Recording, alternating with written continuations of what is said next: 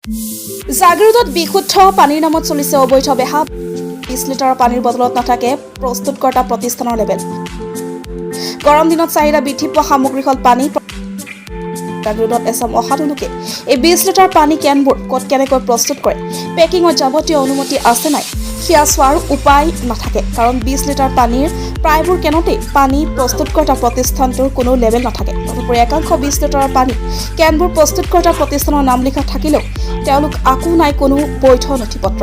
এই ধৰণৰ অবৈধ পানী যোগান ধৰা কোম্পানীবোৰক যোগান বিভাগে ব্যৱস্থা গ্ৰহণ কৰিবলৈ জাগিৰোডত সচেতন মহলে দাবী উত্থাপন কৰে নিউজ ডেস্ক ৰিপৰ্ট বাৰ্তা ডেইলি আমাৰ জাগিৰোডত আমি দেখিবলৈ পাওঁ এছাম লোকে মানুহৰ জীৱনক লৈ হেতাহালি খেলি আছে যিহেতু এই গৰমৰ বতৰত এই 20 লিটাৰ পানী কেনবোৰ 20 লিটাৰ যিবিলাক পানীৰ ড্ৰাম আছে আমি দেখিবলৈ পাই আছোঁ তাত কোনো ধৰণৰ লেবেল নাই কোনো ধৰণৰ ষ্টিকাৰ নাই কোনো কোম্পানীৰ নাম নাই ISI মাৰ্ক নাই তেওঁলোকে পানীটো ক'ৰ পৰা শুদ্ধকৰণ কৰি কি ধৰণে এইটো ব্যৱসায় চলাই আছে আমি ইয়াত মানে বহুত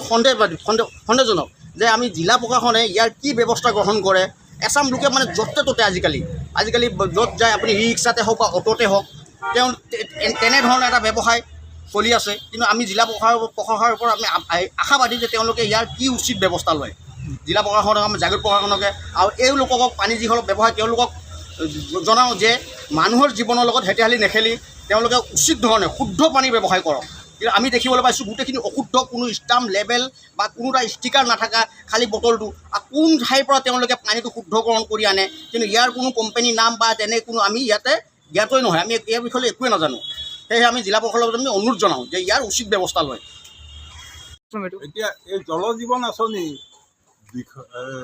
বিফলতা সম্পৰ্কত সুযোগ লৈছে এছাম অটকাৰী পানী ব্যৱসায়ী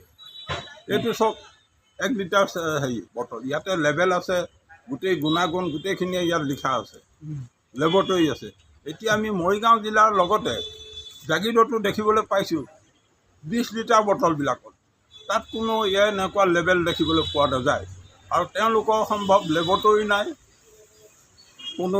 নাই ষ্টিকাৰ নাই পানী বটলত গতিকে খাদ্য ফুড ছিকিউৰিটি বুলি এটা বিভাগ আছে তেওঁলোকক কুম্ভকৰ্ণ নিৰ্যাত কৰি আছে এইবিলাক চেক কৰিব লাগে তেওঁলোকক প্ৰথমতে যিবিলাকে 20 লিটাৰ লৈছে তেওঁলোকে প্ৰথম এটা ষ্টিকাৰ লগাব লাগে ইয়াত লগোৱা দি